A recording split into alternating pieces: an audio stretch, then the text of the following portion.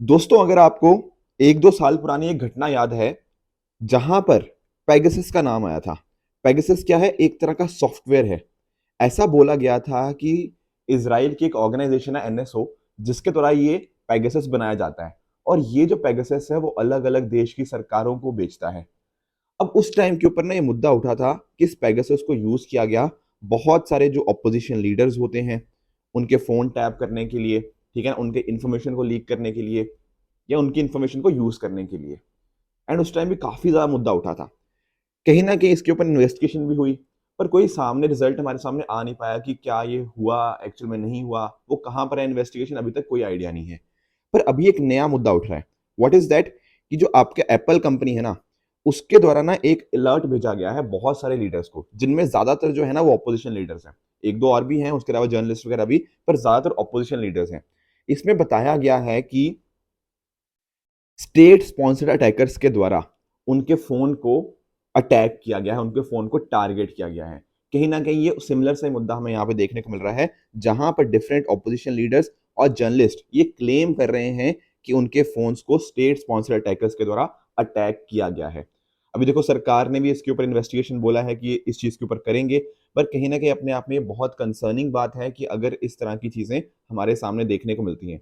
बाकी कितनी सच्चाई है, कितनी गलत चीज़ें हैं, ये तो इन्वेस्टिगेशन के बाद हमें पता लग पाएँगी, बट डेफिनिटली ज़रूरत है कि इस तरह की घटनाएँ ना हो एंड कहीं न कहीं प्रॉपर प्रोटेक्शन इसके रिगार्डिंग बनी रहे।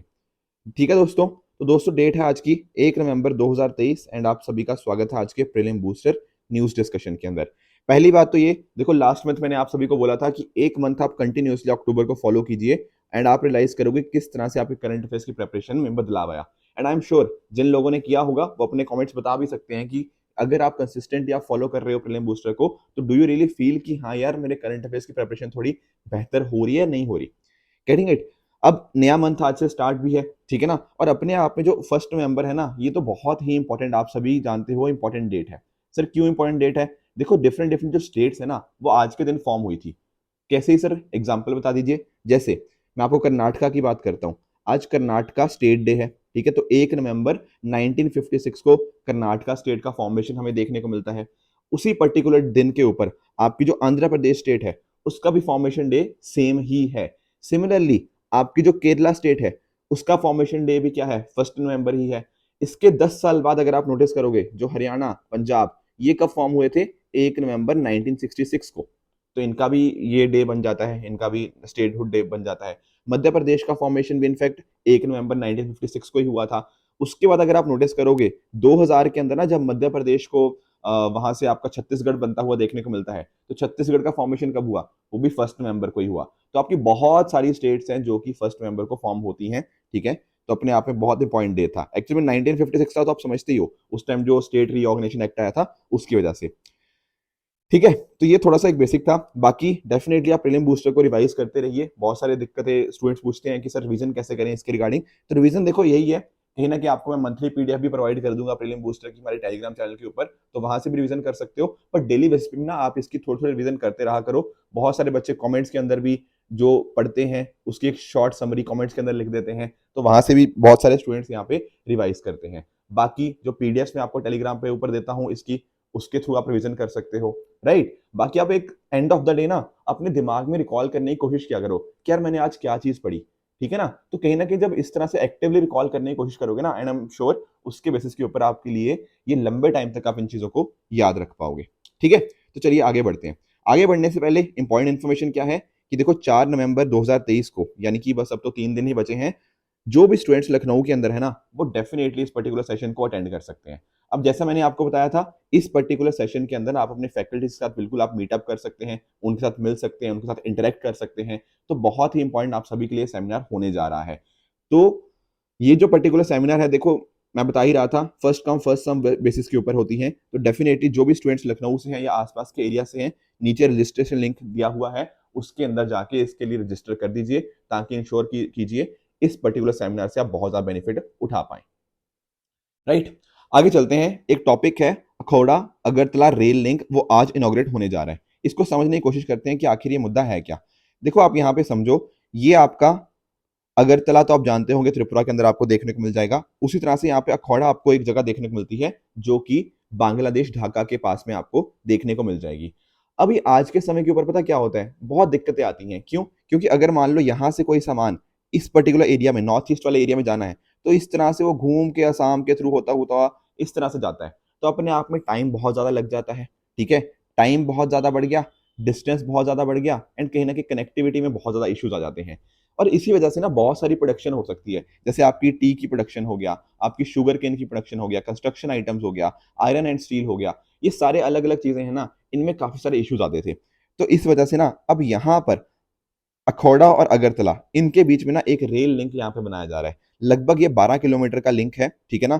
तो यहाँ पर ये बांग्लादेश के अखौड़ा से त्रिपुरा के जो अगरतला में निश्चिंतापुर ये एक पर्टिकुलर जगह है, यहां तक इसको कनेक्ट किया जाएगा। प्रोजेक्ट की कॉस्ट लगभग 1000 करोड़ है, और इसकी जो नोडल एजेंसी है that is north east frontier railway. आप जानते होंगे ना कि देखो, जैसे अलग अलग जोन्स हमें देखने को मिलते हैं इंडियन रेलवेज के, तो उनमें से एक जोन क्या है, नॉर्थ ईस्ट फ्रंटियर रेलवे। तो ये यहाँ पे इसकी नोडल एजेंसी है, और इससे आपका टाइम रिडक्शन तो होगा ही होगा, और भी बाकी जो मैं आपको बता रहा ना, आयरन स्टील हो गया, टी, शुगर, एग्रीकल्चर प्रोडक्ट्स, इन सभी को बेनिफिट मिलेगा, और पीपल टू पीपल टाइज भी यहाँ पे इंक्रीज होंगे।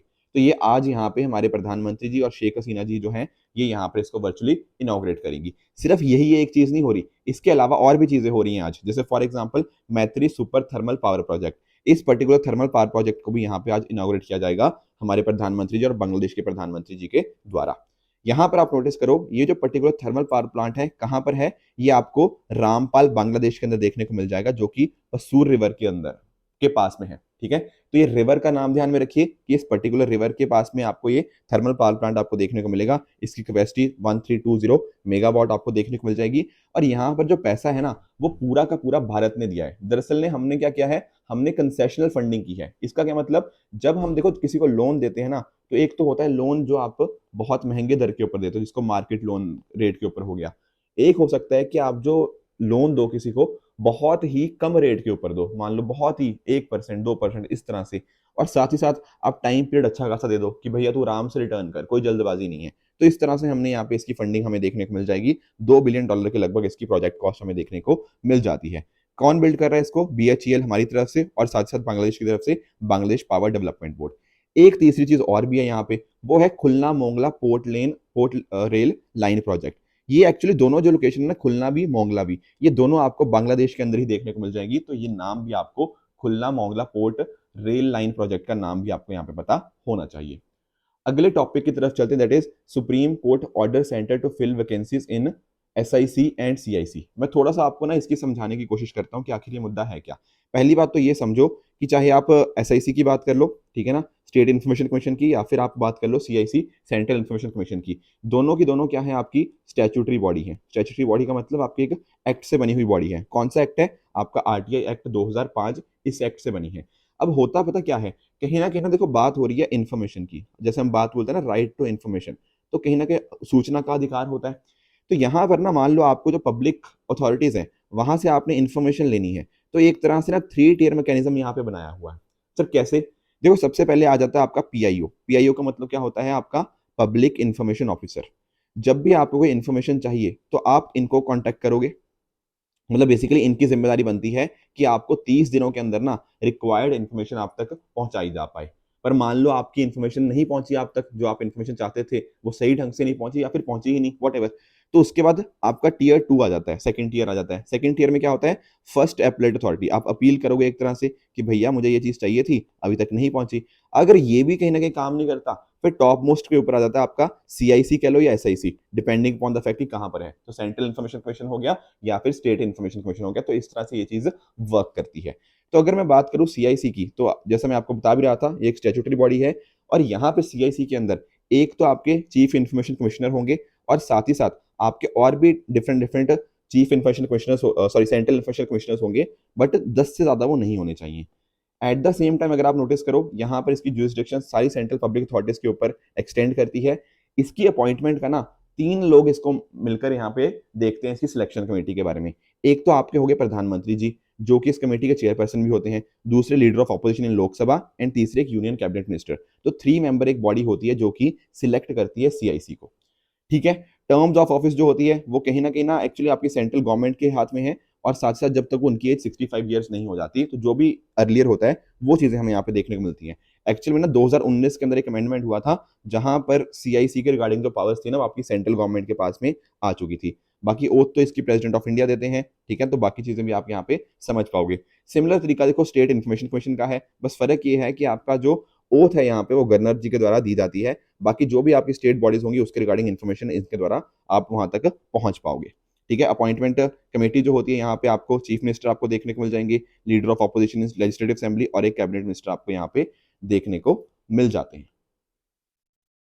राइट, आगे अगर हम थोड़ा सा देखने की कोशिश करें, ठीक है, इनकी पावर्स के बारे में, तो एविडेंस अगर मान लो हो, ठीक है ना, तो इस तरह की चीजें हो गया। कहीं ना कहीं अगर मान लो ना इनकी सिविल कोर्ट की जैसे पावर होती है कि अगर किसी पर्सन को इनको बुलाना पड़े, ठीक है, अपने यहाँ इन्फॉर्मेशन लेने के लिए, वो चीजें करी जा सकती हैं। कुछ डॉक्यूमेंट्स आपको रिक्वायर हो तो वो आपको मिल जाएंगे, समन वगैरह इशू करने हो, ये सारे अलग अलग इन्फॉर्मेशन चीजें हैं। तो बेसिकली पॉइंट यही है ना कि कुछ भी इस तरह की कुछ कंप्लेंट्स आती है किसी भी पर्सन से, तो उन कंप्लेंट्स के ऊपर उनका निपटारा करना, ये सारे इनके काम हमें देखने को मिल जाते हैं। अभी मुद्दा क्या था, मुद्दा यही था कि सुप्रीम कोर्ट ने बोला है भैया सेंटर को कि जो वैकेंसीज वगैरह इतनी सारी है ना इनको फिल किया जाए। अब देखो अगर वैकेंसीज होती हैं तो उससे क्या दिक्कत आती है, उससे दिक्कत आती है पेंडेंसी की। बहुत सारी तो ऐसी चीजें जो 2-2 साल के लिए ना इन्फॉर्मेशन पेंडिंग पड़ी हुई है, उससे जो हमारी राइट टू इन्फॉर्मेशन का पॉइंट था वो कहीं ना कहीं डाइल्यूट हो जाता है। तो ये सारी चीजें आपको थोड़ी यहाँ पे पता होनी चाहिए। एक छोटा सा मुद्दा और है, that is NMC to launch one nation one registration platform for unified information on doctors. देखो अभी थोड़े दिन पहले ना हमने अपार आईडी के बारे में पढ़ा था या अपार कार्ड्स के बारे में। कहीं ना कहीं ये चीज क्या थी, जब हमने बात करी थी ना कि एक स्टूडेंट के लिए एक उसकी आईडी होगी, उससे सारी इन्फॉर्मेशन उसके रिगार्डिंग मिल जाएगी, कहाँ पर उसने स्कूल किया, किस किस तरह की चीजें थी, वो सारे डाटाबेस एक ही जगह मिल जाएगा, तो फिजिकल डॉक्यूमेंट कैरी करने की जरूरत नहीं है। उसी तरह से ना आप यहाँ पे मान सकते हो जो एनएमसी है, नेशनल मेडिकल कमीशन, जो कि मेडिकल एजुकेशन को रेगुलेट करती है, उसने लॉन्च किया है क्या, मतलब लॉन्च करने जा रहा है one nation one registration platform. यहाँ पर ना जैसे मान लो आपके डॉक्टर के बारे में कुछ आपको जानना हो, तो आप डॉक्टर के बारे में डालोगे तो पूरी की पूरी उसकी इन्फॉर्मेशन आ जाएगी। तो बेसिकली ना एक प्रॉपर प्लेटफॉर्म होगा, उसके बेसिस के ऊपर सारे डॉक्टर्स का रिकॉर्ड इसी में आपको देखने को मिल जाएगा, जितने भी आपके फिजिशियंस हैं। कोई डुप्लीकेशन नहीं, कोई रेड टेपिज्म नहीं, तो सारी इन्फॉर्मेशन आपको एक ही जगह के ऊपर आपको मिल जाएगी। तो कहीं ना कहीं ये चीज इसमें अंदर बहुत ज्यादा हेल्पफुल होने वाली है। बिल्कुल बेसिक सी इन्फॉर्मेशन थी, तो आई होप ये भी आपको समझ आ गई होगी। एक ना बड़ा ही इंटरेस्टिंग सा मैं आपको आर्टिकल बताता हूँ, that is the prisoners dilemma. ये हमारे ना डिफेंस मिनिस्टर जी थे, उन्होंने इसमें ना बीच में एक बात करी प्रिजनर्स डिलेमा के बारे में। काफी बार ना हम लोग ये कॉन्सेप्ट नहीं पढ़ते, तो थोड़ा सा इसको ना समझने की कोशिश करना कि आखिर ये कॉन्सेप्ट है क्या। एक एग्जाम्पल के थ्रू बताऊंगा, तो एग्जाम्पल समझ जाओगे तो आप अपने आप कॉन्सेप्ट समझ जाओगे। मान लो ना दो लोग हैं, एक का नाम है वैभव, एक का नाम है अंकित। चलो ठीक है, पुलिस ने ना इन दोनों को पकड़ लिया, ठीक है।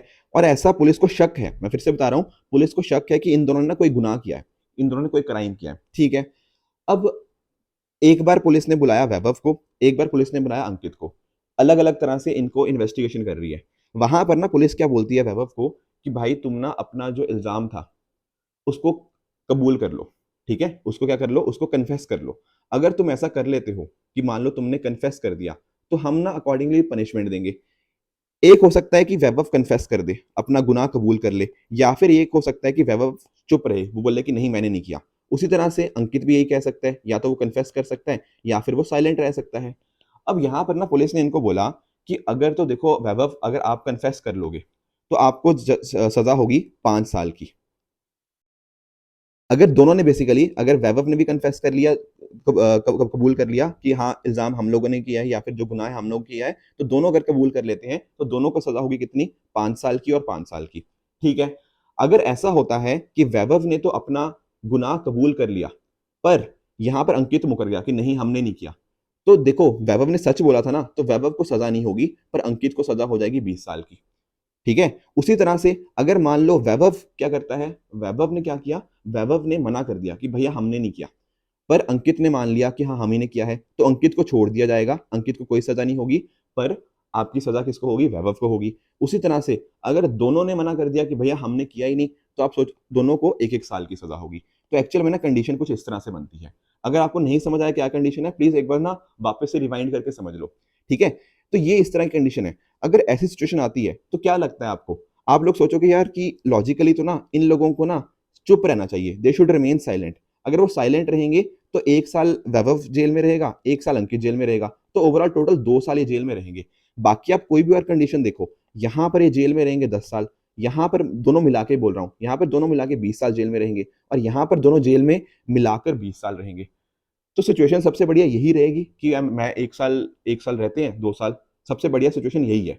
पर एक्चुअल में ना दोनों क्या है, दोनों स्वार्थी हैं। प्रिजनर ए भी स्वार्थी है, प्रिजनर बी भी स्वार्थी है। तो क्या करेंगे ये लोग, ये सोचेंगे यार, जैसे फॉर एग्जाम्पल अब सोचना इस पे, ये सोचेंगे कि अगर मान लो मैं कन्फेस कर लेता हूँ, मान लो वैभव सोचता है कि मैं कन्फेस कर देता हूँ तो मुझे सजा कितनी हो रही है, 5 साल और यहाँ पे 0 साल। पर अगर मैं चुप रहता हूँ तो मेरी सजा कितनी होगी, 20 साल और 1 साल। तो मुझे बताओ 5 और 0 में से और 20 और 1 में से दोनों में से बेटर कौन सा है? आप बोलोगे सर बेटर तो 5 और 0 ही है। तो होगा पता क्या, ये प्रिजनर ए बोलेगा कि भैया मैं कन्फेस कर लेता हूँ। सेम वही चीज आपका प्रिजनर बी सोच रहा होगा कि भैया मैं भी कन्फेस कर लेता हूं, क्योंकि उसको भी 5 और 0 सीम्स बेटर देन 20, 1। तो होगा क्या, दोनों के दोनों लोग कन्फेस कर देंगे, दोनों कन्फेस करेंगे तो दोनों को उम्र कैद कितनी होगी, 5-5 साल की। देखो सबसे बढ़िया सिचुएशन क्या थी, दोनों 1-1 साल के लिए काम करते, मतलब रहते जेल के अंदर। पर क्योंकि दोनों स्वार्थी निकले इसलिए दोनों को सजा कितनी हुई, 5-5 साल की। तो पॉइंट पता क्या है, पॉइंट ये है कि इंटरनेशनल रिलेशंस के अंदर भी यही चीज हमें देखने को मिलती है। अगर हम स्वार्थी होते हैं, अगर हम सिर्फ अपने बारे में सोचते हैं तो कहीं ना कहीं हमें उसका ज्यादा नुकसान होता है। अगर हम कोऑपरेट करके दुनिया भर के साथ काम करें तो कहीं ना कहीं हम अपनी सजा को कम कर सकते हैं, हम 1-1 साल की सजा पा सकते हैं एज कम्पेयर टू 5 साल की सजा। Do you get the point? तो डिफेंस मिनिस्टर जी का ये पॉइंट था कि जैसे प्रिजनर डिलेमा के अंदर क्या होता है ना, प्रिजनर्स अब सिर्फ अपने बारे में सोचते हुए कहीं ना कहीं ज्यादा नुकसान कर लेते हैं। अगर हम कोऑपरेट करें ना सबके साथ तो कहीं ना कहीं हमें ज्यादा फायदा होगा, ऐसा यहाँ पे प्रिजनर्स डिलेमा कहता है, ऐसा हमारे डिफेंस मिनिस्टर जी का यहाँ पे कहना था। दरअसल में होता है क्या ना, एक गेम थ्योरी होती है, जो लोग थोड़ा माइक्रो इकोनॉमिक्स को डिटेल में पढ़ते हैं ना वो गेम थ्योरी के बारे में जानते होंगे, ठीक है ना। तो इसके अंदर भी यही बात होती है कि अगर हम कॉपरेशन करें, ट्रस्ट मेंटेन करें एक दूसरे के साथ, तो डेफिनेटली जो सबसे बढ़िया सिचुएशन थी ना हम उसको लेकर आ सकते हैं, रेदर देन सोचने की कि हम अपने अपने स्वार्थ के ऊपर सोचें और नेगेटिव चीज को देखें। तो ये प्रिजनर डिलेमा वाला पॉइंट याद में रखना। अगर मान लो एग्जांपल नहीं भी समझ आया, या तो एक बार रिवाइंड पीछे करके दोबारा देख लो। अगर नहीं भी समझ आया तो ये वाली बात ध्यान में रख लो, कहीं ना कहीं हमें कॉपरेशन के ऊपर फोकस करना होता है एज कंपेयर टू कॉम्पिटिशन। ठीक है, अगले टॉपिक की तरफ चलते हैं, that is global protection of river dolphin by 2030। अब ये क्या है, अब देखो ये थोड़ा ना लास्ट वीक वाली जो खबर है, ठीक है, ये पुराने ये न्यूज तो पुरानी हो चुकी है, ठीक है, ये उसके बाद भी एक इन्फॉर्मेशन आई इसके रिगार्डिंग। तो यहाँ पर समझने की कोशिश करो, हमें ना थोड़ा रिवर डॉल्फिन के बारे में यहाँ पे पढ़ने की जरूरत है। 14 कंट्रीज के जो रिप्रेजेंटेटिव है ना, उन्होंने यहाँ पर आकर मिलकर इसके रिगार्डिंग काम करने की कोशिश करी कि आखिर हम जो रिवर डॉल्फिन है कहीं ना कहीं कैसे प्रोटेक्ट कर सकते हैं। तो अगर आप नोटिस करो इन 14 में से ना 11 कंट्रीज ने क्या किया, एक ग्लोबल डिक्लेरेशन को साइन कर दिया कि 2030 तक हमें इसको कैसे प्रोटेक्ट करना है। इसके अंदर आपका Bangladesh, Bolivia, Brazil, Cambodia, Colombia, Ecuador, India, Nepal, Pakistan, Peru और वेनेजुएला, ये 11 कंट्रीज हमें यहाँ पे देखने को मिल जाती हैं। तो आपस में कॉपरेट करने से क्या होगा, कहीं ना कहीं आपके जो प्रोटेक्टेड एरियाज है उनको आप अच्छे से प्रोटेक्ट कर पाओगे, आप इनकी साइट्स का मैनेजमेंट कर पाओगे, एंड कहीं ना कहीं आप पानी की क्वालिटी को इंप्रूव करोगे। क्योंकि आप नोटिस करो ना यार, इनको थोड़ी पता है रिवर डॉल्फिन्स को कि यहाँ से देश अलग हो गया, यहाँ से नया देश चालू है। तो कहीं ना कहीं अगर हम कंट्रीज आपस में कोऑर्डिनेट ना करेंगी तो रिवर डॉल्फिन्स को एक बहुत मेजर खतरा हमें यहाँ पे देखने को मिल जाएगा। साथ में ही इन्होंने ये भी बोला इन कंट्रीज ने कि हमें ग्लोबल कलेक्शन बनाएंगे, जहां पर आपकी एनजीओ हो गया, साइंटिफिक रिसर्च हो गया, ये सारी चीजें यहाँ पे हमें देखने को मिल जाएंगी। एक पॉइंट आप और ध्यान में रखो with regards to Gangetic river dolphin, वो क्या है कि दरअसल में ना ये केवल और केवल फ्रेश वाटर के अंदर देखने को मिलती हैं। तो एक तरह से ना इंडिकेटर भी है कि एक्चुअल में वहां की रिवर इकोसिस्टम की कैसी हेल्थ है। अगर आपको नहीं मिल रही है तो कहीं ना कहीं ये मतलब है उसका कि फ्रेश वाटर वहां पे एग्जिस्ट करना थोड़ा खत्म होने वाला है। और ये अपने आप में ब्लाइंड होती हैं। अब ब्लाइंड होती हैं तो कहीं ना कहीं हंटिंग कैसे करती हैं, कैसे देखती हैं अपने वाले जो जिस फिश को आपको देखना होता है, तो अल्ट्रासोनिक साउंड ही अमिट करती हैं, फिर वो फिश के ऊपर इस तरह से टकराती हैं। एंड वापस जब इनको पता लगता है तो हाँ, इनको पता लगता है यार वहां पे कुछ है। तो इस तरह से इसी पर्टिकुलर चीज को क्या बोलते हैं, इसीलिए इनको सुसु नाम से भी जाना जाता है, क्योंकि इसी पर्टिकुलर अल्ट्रासोनिक साउंड के माध्यम से वो हंट भी करती हैं। ठीक है, इंडिया का नेशनल एक्वेटिक एनिमल अगर आपसे पूछे तो that is Gangetic river dolphin. आपको अलग अलग स्टेट्स में देखने को मिल जाएंगे, जैसे असम, यूपी, मध्य प्रदेश, राजस्थान, बिहार, झारखंड और वेस्ट बंगाल। IUCN स्टेटस इनका इंडेंजर्ड है, एंड साथ में इनका WPA के अंदर शेड्यूल 1 के अंतर्गत आपको देखने को मिल जाएंगी, एंड साइट्स के अंदर अपेंडिक्स 1 के अंदर। पर कन्वेंशन माइग्रेटरी स्पीशीज के अंदर ये आपको अपेंडिक्स 2 के अंदर आपको देखने को मिल जाएंगी। सरकार के द्वारा बहुत सारे स्टेप्स लिए गए, जैसे प्रोजेक्ट डॉल्फिन है जो 2020 में लॉन्च हुआ। उसी तरह से ना एक डॉल्फिन सेंचुरी है, ठीक है, जो आपको बिहार के विक्रमशिला गैंगेस डॉल्फिन सेंचुरी में आपको देखने को मिल जाएंगे, ताकि इनको प्रोटेक्ट किया जा पाए। एंड लास्टली हर साल 5 अक्टूबर को national Ganga river dolphin day के रूप में भी मनाया जाता है। ठीक है, दोस्तों कल मैंने आपको ना एक क्वेश्चन पूछा था प्रधानमंत्री मातृ वंदना योजना के बारे में। काफी सारे बच्चों ने ना इसका गलत आंसर दिया है। थोड़ा इसको ना डिटेल में समझने की कोशिश करते हैं। अभी रिसेंटली क्या हुआ ना, मुंबई के अंदर एक इवेंट हुआ इसी के रिगार्डिंग। अब यहाँ पर इस इवेंट के अंदर बात क्या करी गई, इसके अंदर बात करी गई इस पर्टिकुलर स्कीम के बारे में, किस तरह से इसकी जर्नी क्या क्या रही है, क्या क्या इसके फायदे हुए हैं। साथ में ही ना जो आपके लाभार्थी हैं, जो आपके अलग अलग बेनिफिशरीज हैं, उसको अच्छे से हम प्रॉपर्ली आइडेंटिफाई कर पाएं, ठीक है, उनको वेरीफाई कर पाएं। उसके लिए फेशियल ऑथेंटिकेशन टेक्नोलॉजी भी यहाँ पे यूज करी गई। तो एक्चुअल में स्कीम है क्या, स्कीम को दरअसल में ना जो आपका नेशनल फूड सिक्योरिटी एक्ट है, उसी की प्रोविजंस के अंतर्गत यहाँ पे इसको इंप्लीमेंट किया जा रहा है as a maternity benefit program. अब हमारी जो मिनिस्ट्री है that is ministry of women and child development, यहाँ पे हमें देखने को मिल जाएगी। अब देखो होता पता क्या है, जैसे मान लो एक महिला है, अब महिला जब प्रेग्नेंट हो जाती है, कहीं ना उसके देखो जो काम नहीं कर पाती उस टाइम के ऊपर, ठीक है ना, उस टाइम के ऊपर अगर वो काम नहीं कर पाएगी तो कहीं ना कहीं उसको वेज का लॉस हो जाएगा, वो काम नहीं करेगी तो पैसे नहीं कमा पाएगी। तो इस टाइम के ऊपर ना इस तरह ने बहुत महिलाओं को दिक्कत आती थी। तो यहाँ पर ना पार्शियल कंपनसेशन आपको दिया जा रहा है ताकि आपको ना कहीं मैनेज कर पाओ। उस टाइम के ऊपर जब आप काम नहीं कर पा रहे, तो आप पैसा नहीं ना कमा रहे, तो आप अच्छे से रेस्ट करो। आपकी जो वेज लॉस होगी ना, उसका कुछ हद तक कंपनसेशन यहाँ पे दिया जा रहा है। कितना दिया जा रहा है, एक्चुअल में यहाँ पे टोटल 5,000 रुपए यहाँ पे हमें देखने को मिल जाते हैं। 3 इंस्टॉलमेंट्स के अंदर ये 5,000 रुपए मिलते हैं। पहला जब होता है जब आपने रजिस्ट्रेशन करवाया प्रेगनेंसी का, 1,000 रुपया तब मिल गया। 2,000 रुपया फिर तब मिला जब आपने पहला एंटीनेटल चेकअप कराया with after the 6 month of pregnancy. फिर तीसरा आपको मिलता है जब चाइल्ड बर्थ रजिस्टर हो चुका है एंड कहीं ना कहीं उसको जो डिफरेंट डिफरेंट टीके हैं, डिप्थीरिया पर्टुसिस टेटनस का टीका हो गया, बीसीजी का टीका हो गया, हेपेटाइटिस बी का टीका हो गया, ये जब टीके लग जाते हैं उसके बाद आपको तीसरा इंस्टॉलमेंट 2,000 रुपये का भी मिल जाता है। तो आपकी जितनी भी प्रेग्नेंट महिलाएं हैं, लैक्टेटिंग मदर्स हैं, वो इसकी आपकी बेनिफिशरीज आपको देखने को मिल जाएंगी। ध्यान रखने वाली बात यह है कि बेनिफिशरी को जो बेनिफिट्स मिलेंगे इस स्कीम के अंतर्गत केवल एक बार ही मिलते हैं। किसी महिला को मान लो मिस कैरेज हो गया तो वहां पर भी ना फ्यूचर बेनिफिशरीज के अंदर भी वो इस चीज को क्लेम कर सकती है। ठीक है, तो ये कुछ पॉइंट्स थे with regards to this particular scheme जो आपको पता होने चाहिए। इसके साथ ही ना एक आपको जनरल सुरक्षा योजना के बारे में मैं आपको बता देता हूँ। दरअसल में क्या होता है ना, जनरल सुरक्षा योजना के अंतर्गत क्या होता है, यहाँ पर हम बात करते हैं 1,000 रुपया यहाँ पे कैश असिस्टेंस की। एक्चुअली में 5,000 रुपया तो वहाँ पे मिल ही रहा है, प्लस आपका 1,000 यहाँ पे एडिशनल मिल जाता है, तो टोटल यहाँ पे 6,000 रुपया आप कैश असिस्टेंस यहाँ पे मान सकते हो जनरल सुरक्षा योजना और आपका जो प्रधानमंत्री मातृ वंदना योजना के अंतर्गत आप यहाँ पे देख पाओगे। यहाँ पर कोशिश यही है कि भैया आप हॉस्पिटल्स के अंदर जाकर प्रॉपर इंस्टीट्यूशनल डिलीवरीज कराओ। ऐसा मत करो कि घर के अंदर ही आप बच्चों को डिलीवर कर रहे हो, उससे कहीं ना कहीं महिलाओं की, जो माताओं की भी डेथ हो सकती है और बच्चों की भी यहाँ पे डेथ हो सकती है।